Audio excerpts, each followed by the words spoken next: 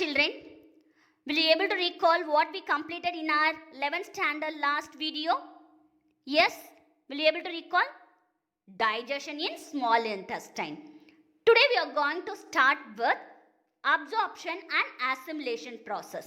Before we start with the absorption, you have to know some of the technical terms and then process. Got it? அப்போ absorption நடக்கணும்னா அப்சார்ப்ஷனா என்ன உறிஞ்சிருது. நம்ம சாப்பிட்ட சத்து பொருள் எல்லாமே உறிஞ்சிதல் அப்படின்ற நிகழ்ச்சி மூலமாக தான் நம்ம செல்லுக்குள்ளே போகும். Whatever you had, idli vada dosa எல்லாம் பிரேக் ஆச்சு. எது மூலமாக பிரேக் ஆச்சு? டைஜஷன்ற ப்ராசஸ் மூலமாக பிரேக் ஆச்சு. இதான் லாஸ்ட் வீடியோவில் நம்ம சொல்லியிருந்தோம். Digestion is a very good process which converts the bigger molecule into smaller molecule. நீங்கள் சாப்பிடக்கூடிய பிகர் மாலிகுல் எல்லாம் இந்த மாதிரி smaller molecule. For example carbohydrate மோனோசாக்கரைடா உடைஞ்சது, இது வரைக்கும் நம்ம பார்த்தோம். அதே மாதிரி புரோட்டீன் என்னவா உடைஞ்சது? அமினோ ஆசிட்ஸா உடைஞ்சது. அதே மாதிரி லிப்பிட் என்னவா உடைஞ்சது? Fatty acids. Okay, fatty acid plus கிளிசராலாவா உடைஞ்சது. இந்த மாதிரி சின்ன சின்னமா உடையக்கூடிய பொருட்கள் என்ன ஆகும்? ஸ்மால் இன்டெஸ்டைன்ல அப்சார்ப் ஆகும். அப்படி அப்சார்ப் ஆகணும்னா என்ன ப்ராசஸ் மூலமா அப்சார்ப் ஆகும் அப்படின்னு பார்த்தீங்கன்னா active transport, passive transport. So first of all you have to learn what is active transport, what is passive transport.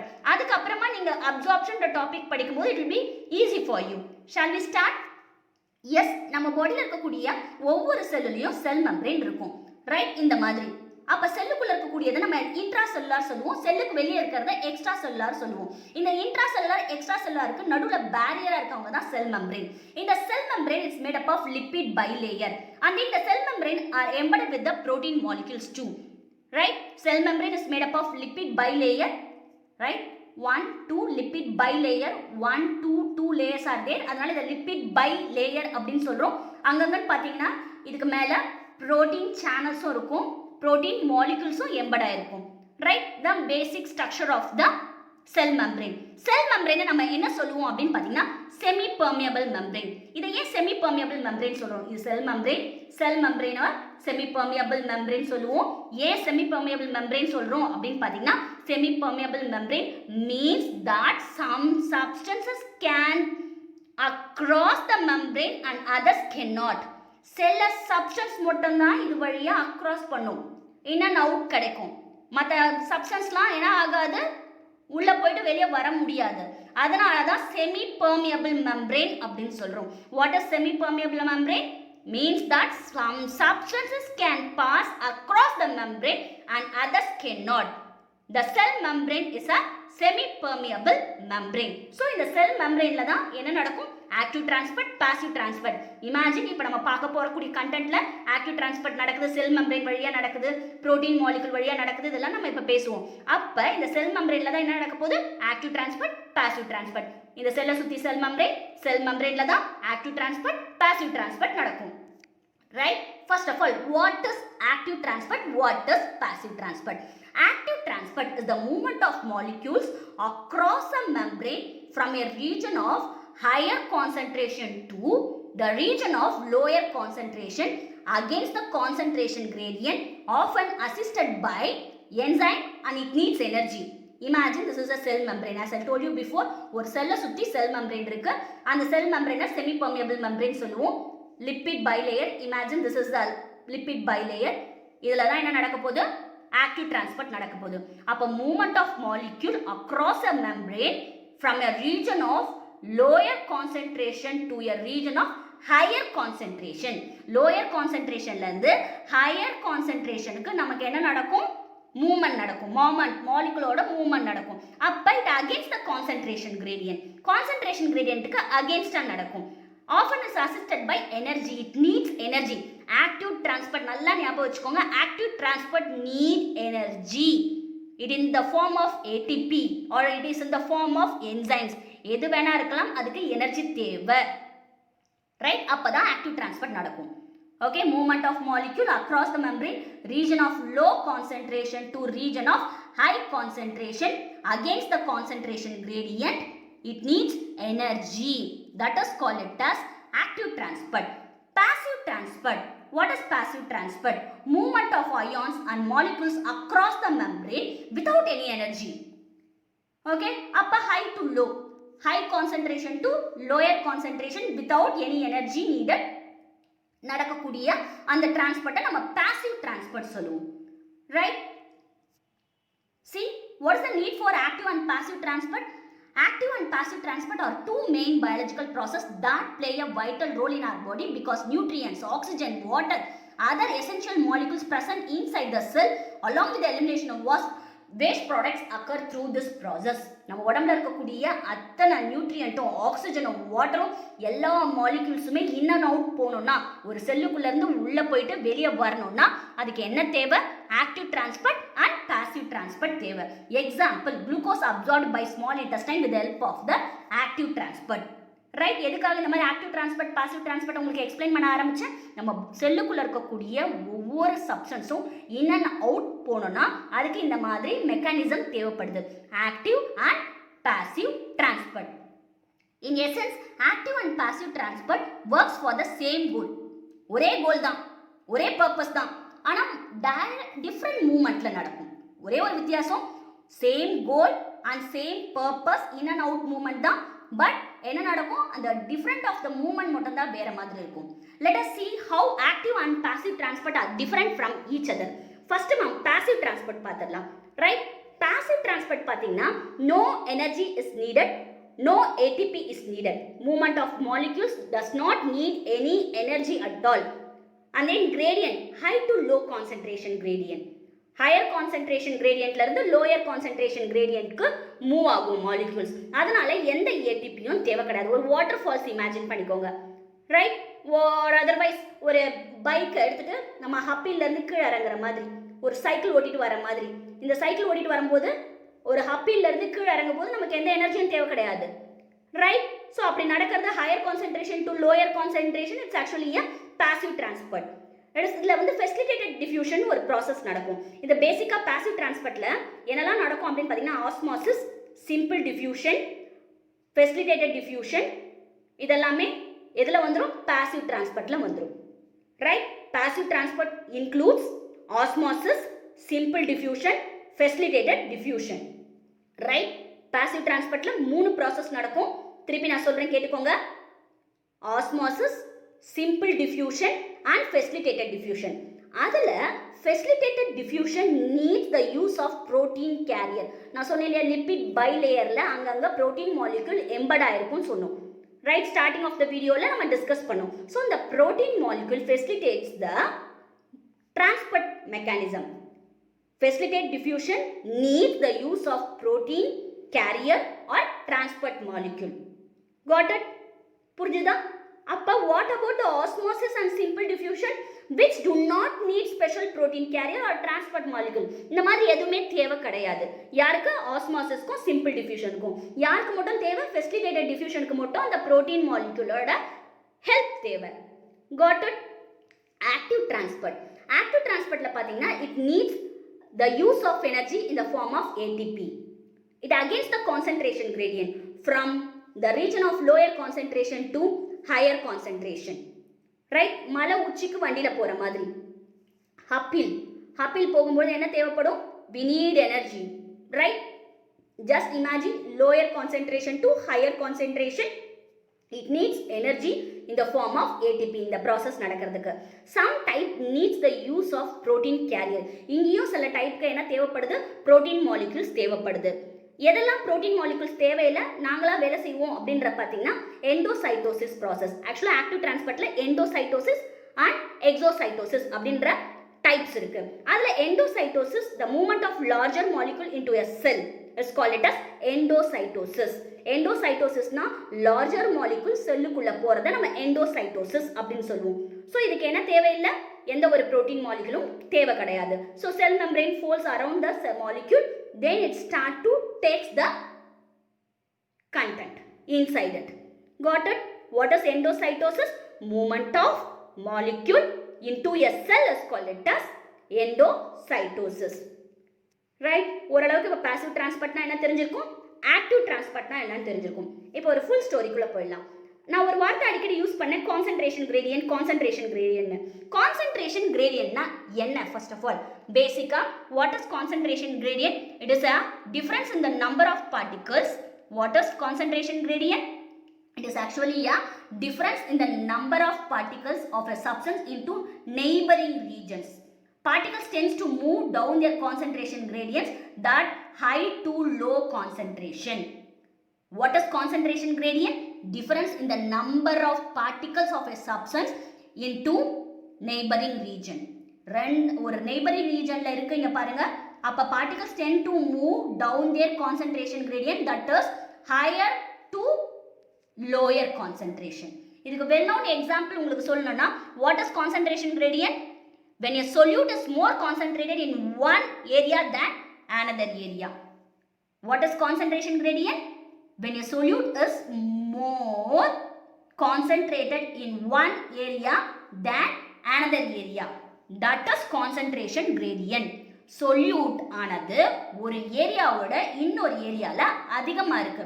அப்ப எப்ப எந்த டைரக்ஷன்ல particles மூவ் ஆகும்? Particles tend to move down their concentration gradient higher to lower concentration.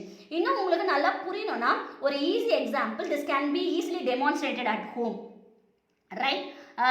By adding a drop of food coloring. See the picture. By adding a drop of food coloring into a glass of water, at first the food coloring will only occupy the small spotted area. See the picture in a water glass where it was added, but over time the colored particle will spread and creating an equal distribution. See the picture, equal distribution of colored particles throughout the bottom of the glasses. See, so some life forms use this tendency of solutes to move from one area of higher concentration to lower concentration in order to power life processes. நம்ம life ப்ராசஸ்ல இந்த மாதிரி நிறைய நடக்குது, concentration gradient நடக்குது. இப்போ உங்களுக்கு concentration கிரேடியன்ட்னா என்னன்னு ஒரு ஐடியா கிடைச்சிருக்கும், right? What is concentration gradient? Shall we repeat it again simply? A concentration gradient occurs when a solute is more concentrated in one area than another. Then the particles tend to move down their concentration higher to lower. Got it? Yes. Now we'll see active transport. Movement of molecules through a cell membrane. இதுதான் cell membrane. Imagine cell membrane. அந்த cell membraneல அப்ப molecule எங்க move ஆகும்? From an area of low concentration to higher concentration. Low concentration ல இருந்து higher concentration க்கு move ஆகும். அப்படி மூவ் ஆகும்போது என்ன தேவைப்படும்? It needs energy in the form of ATP. Often uses a protein pump. இப்ப நடக்கும்போது இதுக்கு protein pump கண்டிப்பா தேவைப்படும். See this the protein pump. Often uses a protein pump embedded within the cell membrane to move molecules. நம்ம already first நான் சொல்லும்போதே நிறைய protein membrane. See the picture. இந்த மாதிரி புரோட்டீன் மாலிகுல் பார்த்தோமா எம்பட் ஆயிருக்கும்னு சொன்னா இட் இஸ் a cell membraneல இந்த protein சேனல்ஸ்லாம் இருக்கும். இந்த புரோட்டீன் சேனல்ஸ் தான் நமக்கு என்ன பண்ணுது? இந்த மாலிகுல்ஸ் மூவ் பண்றதுக்கு ஹெல்ப் பண்ணுது. Got it? Always required energy in the form of ATP. Often uses protein pump. These are the protein pump embedded within the molecules. Got it? Like very good example, like riding a bike up a hill and energy boost is needed. ஒரு மலைக்கு மேல வண்டியை ஓடிட்டு போகும்போது energy NEET ஆகும் இல்லையா, அந்த மாதிரி ஒரு ப்ராசஸ் ஞாபகம் வச்சுக்கோங்க. Active transport. ஆக்டிவ் டிரான்ஸ்போர்ட் என்னது? Lower concentration to higher concentration. Lower concentration to higher concentration. It needs energy in the form of ATP. Got it? There are two types of active transport, endocytosis, exocytosis.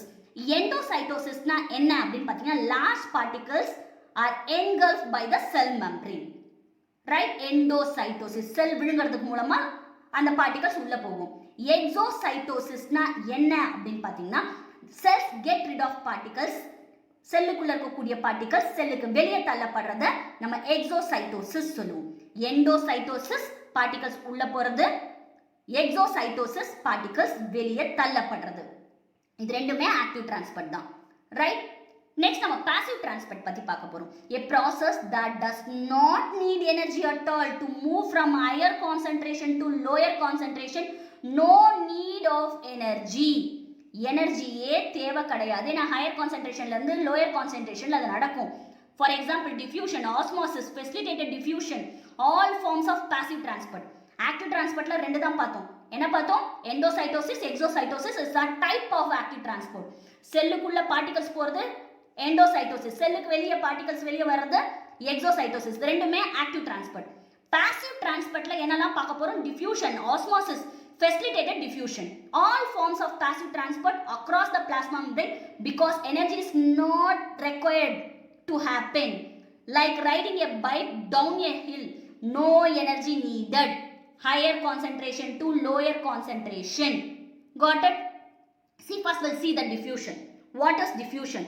Movement of molecules from an area of high concentration to the area of low concentration. It is a form of passive transport. No energy is needed. இதுக்கு எனர்ஜியே தேவை கிடையாது. Diffusion is the movement of small particles, very small particles through the selectively permeable membrane like the cell membrane.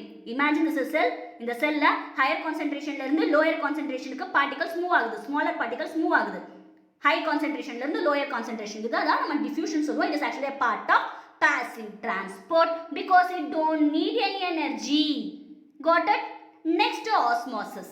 Osmosis, the diffusion of water through the membrane, semi-permeable membrane. See the picture? ஒரு semi-permeable membrane இருக்கு. இந்த semi-permeable membraneல water molecule move from an area of higher concentration to the area of lower concentration. High concentrationல இருந்து low concentrationக்கு என்ன move ஆகும் அப்படின்னு பார்த்தீங்கன்னா molecules move ஆகும். Water molecules move from an area of high concentration to low concentration. No energy is needed. Osmosis, the diffusion of water through a selectively permeable membrane like the cell membrane. Cell membrane selectively permeable membrane ஞாபகம் வச்சுக்கோங்க. அது வழியா நடக்கக்கூடிய process diffusion of water நம்ம osmosis சொல்லுவோம். Osmosis is the diffusion of water through a selectively permeable membrane from the region of higher concentration to lower concentration. Water diffuse across a membrane where a higher concentration in the equilibrium state ஆகிற வரைக்கும், அதாவது from an area of high concentration to the area of low concentration till it reaches the equilibrium state. Got it? புரிஞ்சுதா? Next, facilitated diffusion. Movement of molecule down their concentration gradient with the help of transport proteins is embedded. ஏற்கனவே நம்ம சொல்லிட்டேன் facilitated diffusion need a transport protein as a carrier protein. So no energy is needed but it needs transport protein. Imagine this is a cell membrane. Cell membraneல நிறைய carrier proteins இருக்கு. Protein channels இருந்தாதான் இந்த facilitated diffusion நடக்கும். Movement of molecule down their concentration gradient with the help of transport proteins. Imagine these are the transport proteins which are embedded in the cell membrane. So no energy is needed but needs transport proteins. Facilitated diffusion is the movement of largest molecule like glucose through the cell membrane with the help of the protein channel. Protein in the cell membrane form a channel. ஒரு channel மாதிரி form பண்ணும். pathway மாதிரி. இங்க பாருங்க pathway மாதிரி form பண்ணும். அது வழியா அந்த larger molecule உள்ள போகும். pump ஆகி உள்ள போகும். So protein that form a channel are called protein channel. Got it?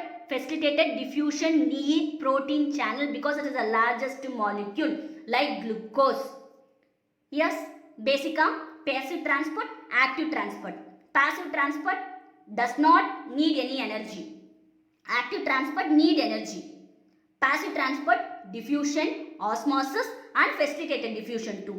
அப்ப இது மூலமா என்னெல்லாம் நடக்கும்? வாட்டர், ஆக்சிஜன், கார்பன் டை ஆக்சைடுலாம் டிஃப்யூஸ் ஆகும். இங்க புரோட்டீன் பம்ப், எண்டோசைட்டோசிஸ், எக்ஸோசைட்டோசிஸ் இந்த ப்ராசஸ்லாம் நடக்கும்.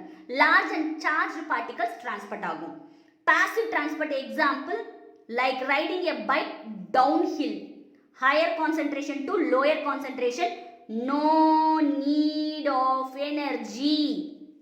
Passive transport like riding a bike uphill, uphill na low concentration to higher concentration, it needs energy to do. Got it? This is the basic type of transport. Active transport, passive transport. Next video we'll see the absorption. Thank you children.